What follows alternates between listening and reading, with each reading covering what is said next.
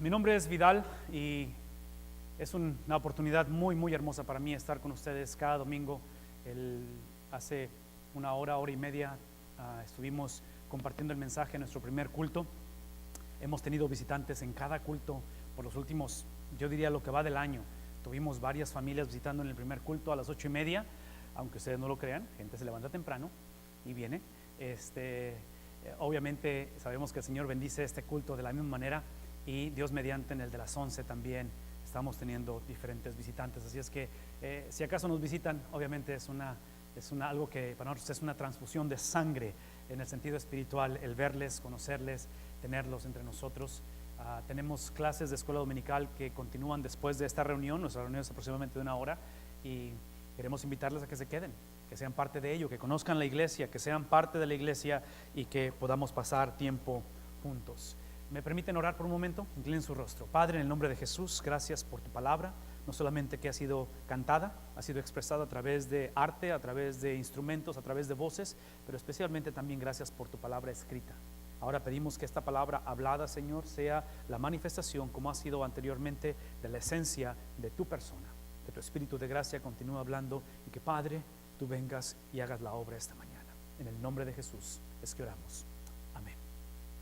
Yo no sé si ustedes han tenido algunas de esas semanas donde el cansancio emocional a veces es más fuerte que el cansancio físico. Típicamente cansancio físico lo traemos todo el tiempo, ¿no es cierto? Vivimos vidas bastante ajetreadas, pero a veces el cansancio emocional es un poquito más fuerte que el cansancio físico. Y para mí esta semana ha sido una de esas, donde lo emocional ha sido un poquito más pesado que lo físico. Y digo lo físico porque tenemos 3 hijos en casa y son entre middle school y high school, son chamacos adolescentes, y es una de que no para el asunto. A veces tenemos que intencionalmente detenernos y pausar porque esto se va bastante rápido. Pero el Señor me concedió ser parte de 2 funerales esta semana, de los cuales lo diferente para mí, en mi persona, es que, cosa que típicamente no sucede, es que estos fueron en Reynosa. Entonces eso me hizo estar en Reynosa por algunos días, algunas horas, y regresar a México o estar en México obviamente crea algo diferente para aquellos que tenemos tiempo de no estar en México o aquellos que venimos de México. Entonces para mí fue recordar varias cosas que otra vez me hacen navegar esta semana y pensar en esta semana. No solamente el hecho de que el Señor me dio el privilegio de estar al lado de familias de nuestra iglesia que están atravesando la pérdida de seres queridos, pero específicamente para mí fue el recordar algo de mi infancia. Porque ustedes saben que estamos ahorita en los próximos 9, 10 meses para noviembre 8. ¿Saben qué sucede noviembre 8 en esta nación? ¿Alguien sabe? Noviembre 8. Elecciones. Va a haber un nuevo presidente en la Casa Blanca. Y eso obviamente tiene un impacto increíblemente grande en el futuro de nuestras vidas en esta nación, ¿no es cierto? Que a todos nos va a impactar o nos impacta. Entonces es algo extremadamente importante, pero pensando en eso y en mi experiencia de estar en Reynosa por algunas horas, algunos días, me llevó a pensar de que cuando yo estaba creciendo en mis años de infancia, mi trascendencia como de familia, de mis tíos y mis primos y mucha gente en mi familia, les encantó la política y se metieron en la política. En aquellos años, obviamente, como no teníamos medios sociales, la manera en que tú protestabas, ahora la gente protesta por medios sociales, ¿verdad? Lo cual está bien, no estoy en contra de ello, pero en aquellos años ibas a las protestas, marchabas en la calle, en aquellos años ibas a los famosos meetings, ¿verdad? Y en fin, mi trasfondo es un poquito medio oscuro en ese sentido. No, hay muchas cosas que no estoy orgulloso de lo que mi familia ha hecho en cuestión de la política, pero lo que quiero que pensemos es porque cuando estoy en Reynosa en estos últimos días, para mi sorpresa, porque no he ido en bastante tiempo, y cuando he ido han sido viajes bien específicos lugares, y de regreso ahora me tocó andar en varios lugares a través de la ciudad, es que en aquellos años la política, y esta es completamente mi impresión, no estoy diciendo que así es, pero es mi impresión, era un poquito más agresiva, en el sentido de que tan solo en propaganda veías pancartas, veías anuncios por donde quiera. Mi sorpresa de este viaje, de esta semana cuando estuve allá, es que descubrí que hay muchos versículos de la Biblia por todos lados, en paredes, en negocios, y obviamente me dio gusto ello, pero me hizo recordar, porque algo que yo traje conmigo ahorita es, no sé si lo alcanzan a ver desde ahí o lo reconocen por el color y el sello mexicano. ¿Alguien sabe qué es esto? Mi cartilla militar, la cual para los que venimos de México obviamente es algo que es extremadamente importante. Y recuerdo cuando yo fui a liberar la cartilla militar, la recuerdo, porque en ese tiempo es cuando yo venía para Estados Unidos, sacaba mi pasaporte por primera vez. Es un documento oficial que necesitas para sacar tu pasaporte, y tengo esto presente. En mi infancia, en mis años de adolescencia, cuando estoy hablando de 17, 18 años de edad, ir a una base militar o a esos lugares del ejército, cuartel se le llama, ir a este lugar fue, hasta donde yo recuerdo, a lo mejor estoy equivocado, pero hasta donde mi mente de teflón me permite recordar, fue mi única y exclusiva interacción con algo militar. Ustedes recuerdan que en aquellos años ver a un militar era una anomalía, ¿me explico? Entonces, estar en Reynosa y ver militares todo el tiempo es algo diferente para mí en ese sentido. Y entonces, obviamente, la razón es por qué ahora están por donde quiera nuestra amada frontera. Es obvio, no tengo que explicar el por qué. A la misma vez, cuando encontramos nuestras ciudades literalmente cicatrizadas por la violencia y por estas tragedias que hemos visto, regresar a Estados Unidos y ser recordado de lo que dije la semana pasada. La semana pasada les recordé que fue en 1973 cuando se llevó a la corte este caso de Roe v. Wade, se le llama, era un caso de corte que estaba peleando y ganó el caso. Es la legalización de, ¿alguien recuerda?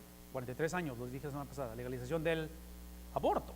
Entonces, cuando nos encontramos como co-ciudadanos entre dos naciones, entre dos culturas, cuando somos parte de un lugar pero pertenecemos a otro, y a veces, como luego decimos entre la gente, ya no sabes si es el Pinto o el Colorado, cómo está aquí el asunto. ¿Qué hacemos? Y otra vez, especialmente porque en los próximos, si póngase a pensar, en los próximos 9 meses nuestra nación va a tener un nuevo presidente.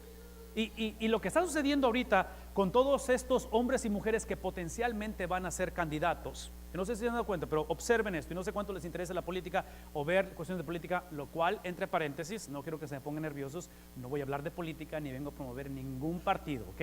Pero necesito que me pongan atención, porque algo que es el fenómeno que yo estoy viendo y que continúa creciendo y va a seguir creciendo, especialmente en el mundo de la política, en el mundo de los candidatos que inevitablemente juegan un papel crucial en el futuro de nuestras vidas, es que los candidatos inevitablemente están forzados a hablar de su perspectiva moral. Constantemente son cuestionados en su perspectiva de moralidad, sus valores, y en las conversaciones salen a flote, de lo cual, como cristianos, cuando tristemente vemos un grupo de hombres y mujeres que no reflejan en su manera de hablar, de su criterio, los valores de este libro, nos pone un poquito nerviosos.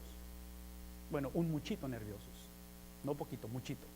Entonces, lo que quiero que hagamos esta mañana, porque otra vez, por 5 semanas hemos estado hablando acerca de esto, es que yo quisiera que esta mañana habláramos acerca de nuestro papel en los próximos 9 meses, 10 meses que jugamos como cristianos en una cultura, en un mundo como el de esta nación de Estados Unidos, o si fuera México en este caso, o cualquier otra nación.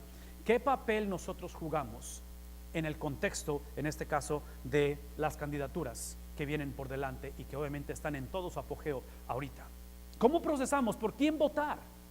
¿Cómo votamos? ¿Debemos de votar o nos mantenemos?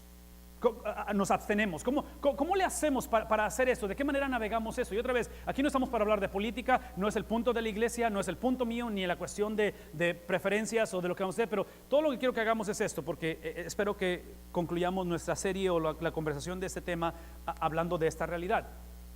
La perspectiva con la cual yo vengo a hablarles esta mañana, y quiero dejar esto completamente sentado antes de entrar en los detalles del pasaje que vamos a leer, es que yo entiendo a la luz de la Biblia de que tanto la iglesia como el Estado, o en este caso el gobierno, voy a usar la palabra Estado o gobierno porque en inglés es la cuestión de church and state, la separación del Estado y la iglesia. ¿Saben de qué estoy hablando? Sí, estas dos entidades, estas dos instituciones, a la luz de la Biblia, ambas son ministros delante de Dios.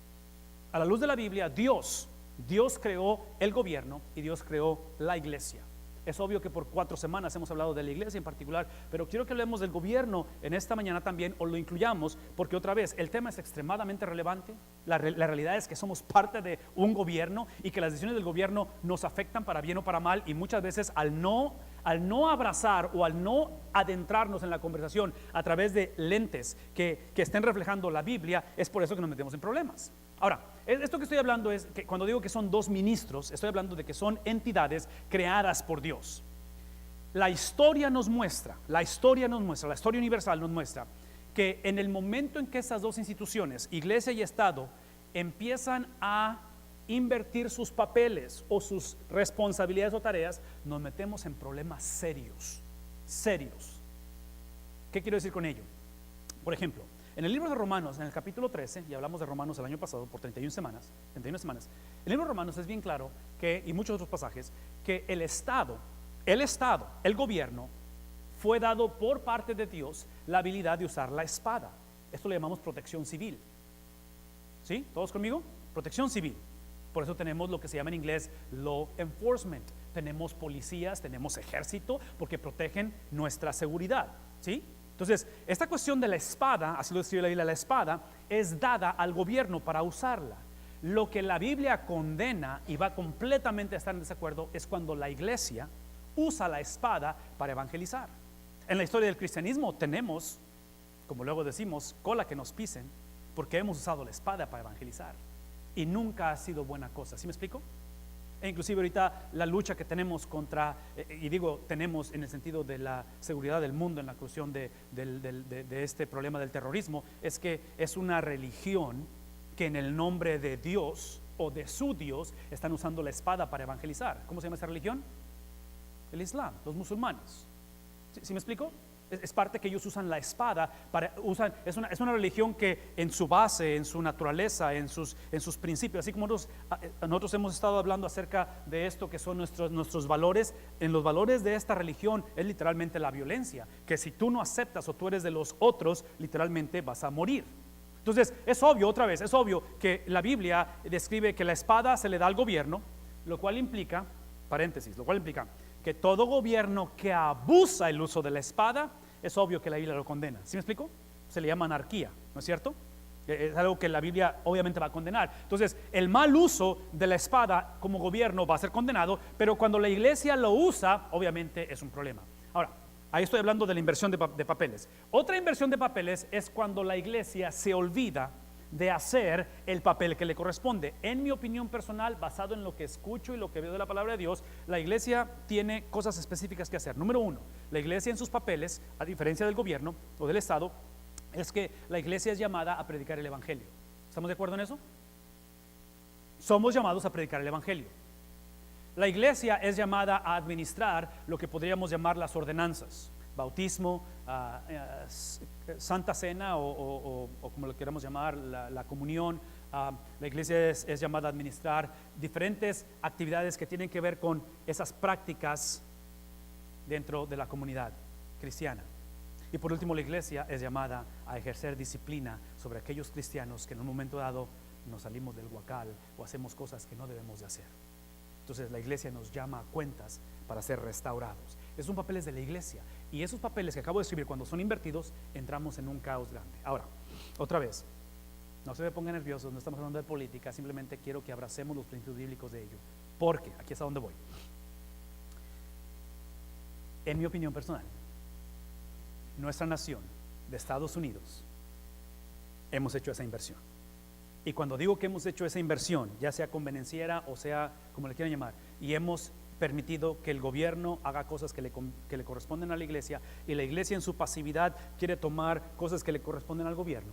Cuando hacemos esto, como producto de ello, es que convenencieramente, de lo cual yo honestamente creo que necesitamos pedir perdón por ello, es que hemos confundido la separación de iglesia y Estado.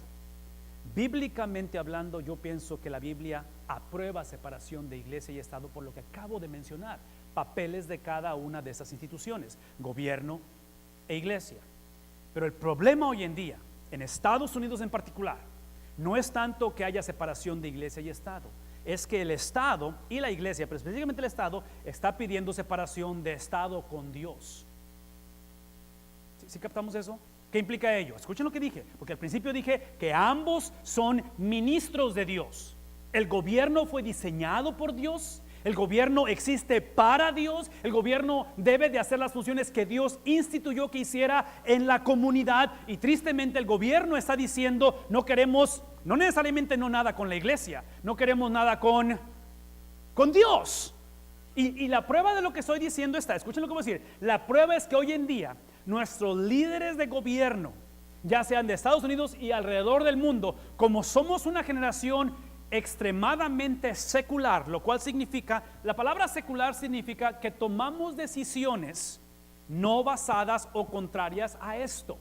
Cada vez que tomamos una decisión, por muy mínima que sea, por muy insignificante, que no va de acuerdo a esto, estamos siendo seculares en lugar de ser cristocéntricos. Entonces, cuando tenemos líderes en el gobierno que desconocen, que ignoran, que no quieren nada con ello, lo que está exponiendo su secularidad es que hoy en día tenemos literalmente un tsunami, un maremoto de una religión que es extremadamente radical y que su fundamento o su motor de arranque es el querer agradar a su Dios. Y como nuestros líderes no creen en Dios y este movimiento está basado en Dios, los líderes no saben qué hacer con este movimiento.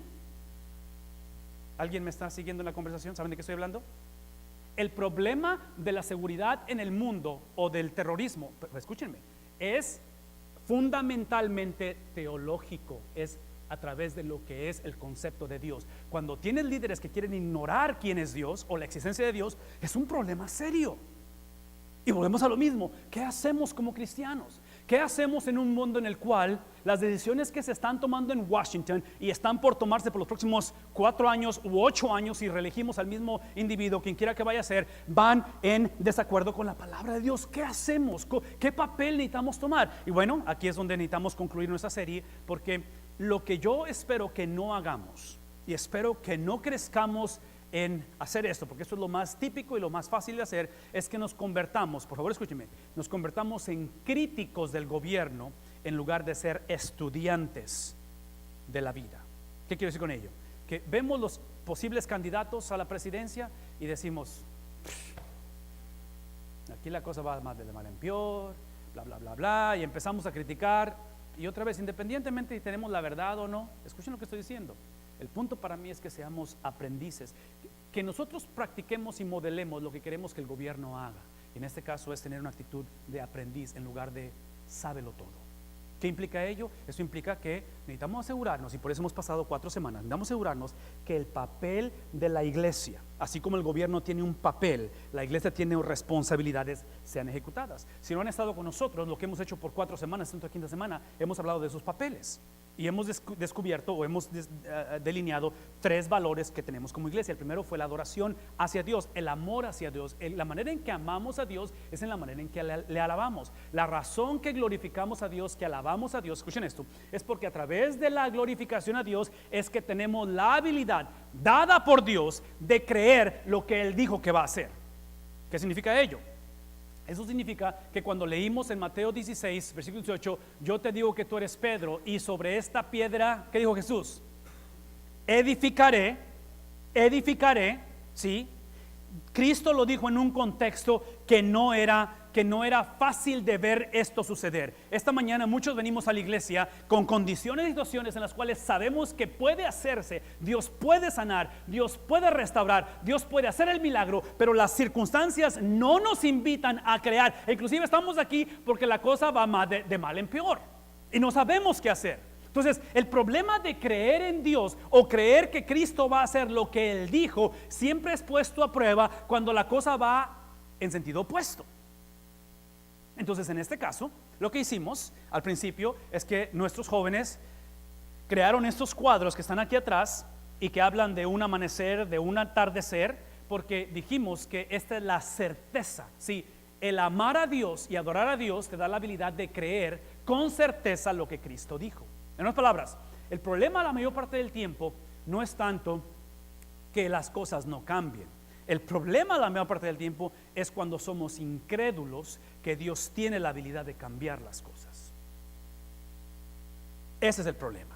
Entonces, mi oración ha sido que como iglesia podamos ver con certeza, así como hay un amanecer, como hay un atardecer, así como la certeza de que esta próxima semana va a haber un Super Bowl, ¿verdad? El domingo. Y les tengo la certeza de que los Cowboys no van a estar ahí. Es certero, ¿verdad? Porque no van a estar ahí. Con esa certeza quiero que abracemos todo lo que Cristo dijo. Y cuando Él dijo, yo edificaré, 2000 años después, ¿qué es lo que tenemos? Aquí está la iglesia. ¿Ha sido fácil? No, no ha sido fácil. Pero aquí, sí, hasta el momento en que Él venga, ¿qué va a haber? Va a haber una iglesia. La iglesia siempre va a existir hasta que Cristo venga.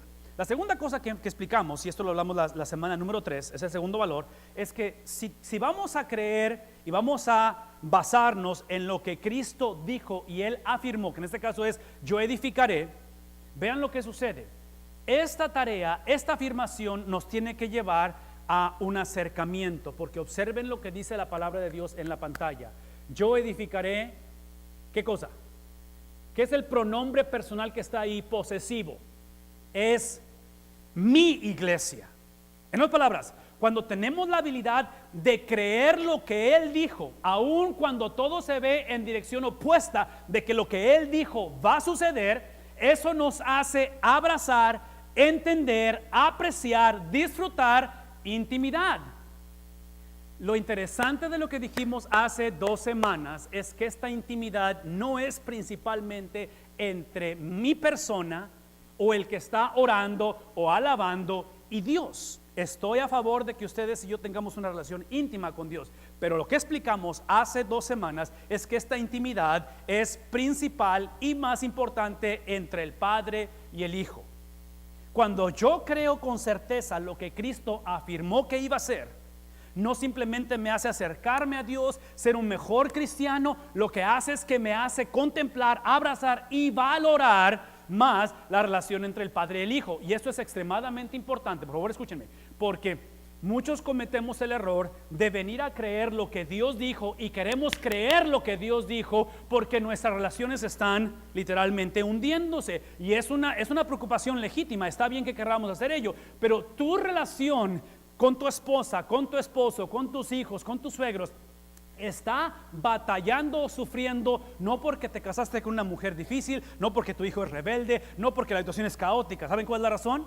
Es porque caímos en el error de cuando Cristo dijo, voy a edificar, por inercia lo que hicimos es que le pusimos ahí tu iglesia. En otras palabras, tú y yo. Y la iglesia no es de nosotros, el matrimonio no es mío, la crianza de los hijos no es mío. ¿De quién es? Esos son hijos que Dios le pertenecen a Dios, mi matrimonio le pertenece a Dios, esta nación le pertenece a Dios. Entonces esto principalmente es de Dios, y la única manera que vamos a poder abrazar esto prácticamente es cuando retomamos y valoramos no la relación entre el Padre y yo, no en lo mucho que yo oro a Cristo, lo cual es importante, no en lo mucho es que yo creo en Dios, lo cual es importante, es la manera en que el Padre se relaciona con el Hijo, porque en el contexto de esa relación, de ese amor, la Biblia enseña que antes de la fundación del mundo, el Padre le dio al Hijo a aquellos que iban a ser salvos. Eso implica la iglesia. Y dijimos hace 2 semanas que nosotros como iglesia somos un regalo entre el Padre y el Hijo. De tal manera que eso nos hace a nosotros, por favor escúchenme, nos hace a nosotros, unos a otros, ser un regalo uno para con el otro. Porque imagínense un matrimonio donde nos vemos como un regalo uno al otro. Imagínense criar hijos que decimos, eres un regalo a mi vida, o que mi hijo me vea como un regalo a su vida. Sí, aquí es donde quiero que recordemos que esta relación entre el Padre y el Hijo es la que literalmente llevó al Hijo a una cruz. Sí, toda persona que busca a Dios y quiere la certeza de Dios porque le conviene que Dios lo saque del atolladero, por favor escúchenme, es el tipo de persona que asume, escúchenme por favor, que asume que el Hijo ir a una cruz es para perdonar mis pecados. Eso es cierto, pero esa no es la razón principal por qué el Hijo fue a una cruz. El Hijo fue a una cruz porque el Hijo ama ¿a quién? Al Padre. En otras palabras, Cuando nos encontramos en la Biblia con Génesis capítulo 3, que es la caída del hombre, la serpiente, Adán y Eva, escúcheme por favor. Esto no es lo que sucedió. Muchos pensamos así. Dios está con el hombre viendo la creación, contemplando lo hermoso y de repente, ¡wow! La serpiente, ¿qué hacemos? Ay, espero que ay, cayeron, ok, ¿qué hacemos? Hay que llamar a una junta porque esto no lo tenemos planeado. Y pensamos que el pecado sorprendió a Dios. Dios sabía exactamente lo que estaba pasando. ¿Sí? Dios siempre ha estado en control. Dios siempre usa, si estuvieron aquí el miércoles, esto lo dije el miércoles, Dios usa la maldad para llevar a cabo sus propósitos. Que no los entendamos es otra cosa. Que duele mucho la maldad es obvio.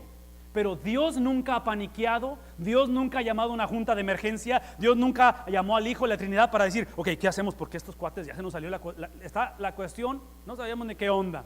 ¿Cómo pasó aquí? Sí, el punto para mí es es que esa conversación que tuvieron el Padre y el Hijo antes de la fundación del mundo, que el Padre le entrega al Hijo a aquellos que han de ser salvos, en esa conversación el Padre y el Hijo supieron que Él eventualmente iba a tener que entregar su vida en un madero, no solamente para redención de nuestras vidas, pero la entrega en un madero principalmente es para obedecer y glorificar al Padre.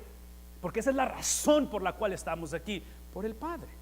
Entonces, entender esta intimidad es cuando Cristo dice, voy a edificar, ¿qué cosa? Mi iglesia. Y de esta intimidad perfecta entre el Padre y el Hijo, es que ahora el Hijo tiene intimidad con nosotros.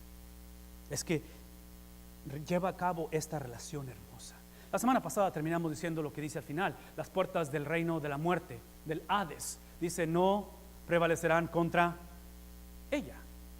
Y especialmente después de venir de 2 funerales esta semana, es recordar que literalmente lo que sucedió esta semana en la vida de estas 2 familias, por favor escúchenme, basado en la obediencia que el Hijo tuvo con el Padre, basado en que el Hijo fue obediente hasta una muerte y muerte de cruz, el Padre cumplió su promesa con el Hijo de tal manera que en el tercer día, ¿qué sucedió? Estando en la tumba, el Hijo, ¿qué pasa con el Hijo? El Padre lo resucita y esa resurrección hace que ahora Cristo afirme que las puertas de la muerte no tienen nada en contra de nosotros. De tal manera que esta semana, cuando yo hablaba en los funerales, yo le recordé a la gente que la experiencia de la muerte, real como es, si es real y dolorosa, por favor escúchenme, es una experiencia en la cual para nosotros como cristianos es simplemente separación, no significa cesar de existir. Por la relación entre el Padre y el Hijo. Duele demasiado, sufrimos mucho, pero nuestra esperanza es que literalmente, basado en esta relación, las personas que han pasado de este mundo de murientes han pasado al mundo de los vivientes. Por primera vez están vivos, por primera vez están sanos, por primera vez conocen la plenitud de la vida. Todo eso es lo que creemos que es la tarea o la labor de la iglesia. De tal manera que esta mañana yo quisiera que termináramos nuestra conversación simplemente viendo el versículo que sigue. El 19 explica claramente que si estamos dispuestos a estas 3 cosas, amar a Dios a través de adoración, estamos dispuestos a amar a otros a través de intimidad y estamos dispuestos a amar el mundo a través de una vida de servicio, que es lo que ilustra esta última de las pinturas que tenemos aquí. Observen lo que sucede. Cristo hablándole a Pedro, hablando a los apóstoles, dice, te daré las llaves del reino de los cielos. Observen el lenguaje, porque el versículo anterior dijimos que es las puertas del reino de la muerte. Observen la cuestión de portones, llaves, entrada, salida. Sí, lo que quiero que piensen es que está llevándonos ahora a una experiencia de llaves, sí, que literalmente abren el reino de los cielos. Y se los digo desde ahorita, lo que está explicando Jesús es esto, que cuando tú estás dispuesto a entender que con certeza edificaré, que es mi iglesia, porque proviene de la relación entre mi Padre y yo como hijo, y por último que nada puede detenerla, si el Hades con sus portones o sus puertas nada más nos va a poder hasta cierta manera distraernos, pero no atacarnos, porque yo he vencido la muerte. Ahora entendemos que esa esencia es el Evangelio. Las llaves de los cielos, del reino de los cielos, es el Evangelio. Es la habilidad de simplemente predicar que lo que Cristo dijo va a suceder, que la relación entre el Padre y el Hijo es la base de toda relación interpersonal en este mundo y de la futura, y que literalmente nada puede detener la intencionalidad del reino de Dios. De tal manera que dice él, es ahora que yo entrego a ustedes la habilidad de compartir ese evangelio, la habilidad de ser literalmente el aroma de Cristo, como dice Pablo en Corintios, de que ustedes se convierten en embajadores en cadenas, de que ahora ustedes son literalmente mi esencia en un mundo en el cual, termina diciendo él, todo lo que ates en la tierra será también o quedará atado ¿en dónde? En el cielo. Y todo lo que desates en la tierra, dice, quedará desatado en el cielo. Así es que conforme oramos esta mañana, yo quisiera llevarlos a que piensen esto, porque aquí es donde probablemente se nos olvida los términos que está usando Jesús en atar y desatar. El término de desatar en la tierra, desatar en el cielo, son términos legales. Es el lenguaje de una corte, de un abogado, donde literalmente tienes la habilidad de hacer cosas por legalidad. Legalidad, no solamente porque quieres, porque deseas, porque es la cosa buena por hacer o correcta, pero es porque es una legalidad. Y eso implica esta mañana que la historia, la conversación, la experiencia de la iglesia, por favor escúchenme, no puede estar basada simplemente en declaraciones que hacemos. El punto de la historia no es simplemente confesar o decir lo que creemos, y es importante lo que creemos. Tiene que estar basada en el liderazgo de Dios. Si hoy en día como nación estamos a 8, 9 meses, 10 meses de encontrarnos con un nuevo líder en la Casa Blanca, tenemos que entender que en los planes de Dios, aun cuando no lo entendemos, el liderazgo de Dios siempre toma precedencia. Entonces, cuando hablamos de atar cosas en la tierra y atar también en el cielo, desatar cosas en la tierra, desatar cosas en el cielo, no es otra cosa más que simplemente es entender que la función de la iglesia no es declarar, la función de la iglesia no es compartir el evangelio, la función de la iglesia no es simplemente decir lo que es correcto, la función de la iglesia primeramente es descubrir la mente de Cristo.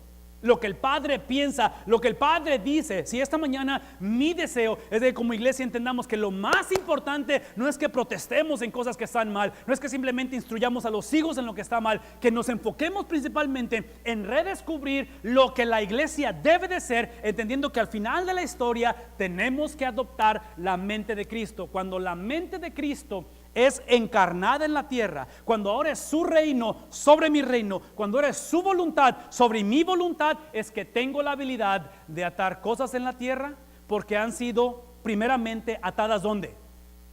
En la mente de Dios. Y como Dios solamente se responsabiliza por lo que Él genera, de otra manera Dios nos ve y dice, hey, you are on your own. Simplemente nos dice Dios, hey, compadre, pues que Dios te bendiga, pero yo no puedo, como luego decimos, ser un aval de lo que estás haciendo o de lo que estás pensando. Por muy legítima que sea tu necesidad, por muy teológico el punto, por mucha iglesia que tengas, yo solamente respaldo lo que yo creo. El reto para nosotros esta mañana es entender que si el gobierno de Estados Unidos en los próximos 9 meses va a tomar el curso que Dios desea que tome, tiene que iniciar con una iglesia que está dispuesta a tomar el curso de Dios. No podemos pedir al gobierno que actúe de una manera que la iglesia no está dispuesta a modelar. Así es que esta mañana yo sé que venimos a un lugar como este deseando que el Señor ate en la tierra y que sea atado en el cielo, y deseamos que el Señor desate en la tierra para que sea desatado en el cielo, y todos queremos eso. Queremos que el Señor prospere, proteja, sane, nos ayude. Yo entiendo todo eso, pero una vez más, el punto aquí no es que Dios lo pueda hacer, el punto es cuál es la voluntad de Dios. Y por eso nuestra función es descubrir al líder, caminar con el líder, abrazar al líder, vivir para el líder, abrazar lo que él dice, pensar lo que él dice, y una vez más, entender que el problema de nuestra nación no es separación entre iglesia y Estado. El problema de nuestra nación es separación entre Estado y Dios. Y yo pongo la mayor responsabilidad en la iglesia. Yo pongo la mayor responsabilidad de nosotros, porque no podemos pedirle a gente que no conoce el evangelio que tomen decisiones basadas en el Evangelio. No podemos pedirle a hijos que no conocen de Cristo que actúen como cristianos. El problema no es lo que está haciendo nuestro gobierno, el problema es que cristianos estamos haciendo cosas que la Biblia condena. Ese es el problema. El problema es cuando cristianos creemos que simplemente lo confieso, sucede. Si yo lo ato en la tierra, es atado en el cielo. No, observe, lo que es atado en la tierra quedará atado en el cielo, siempre y cuando la agenda del cielo sea implementada en la tierra. Oren conmigo.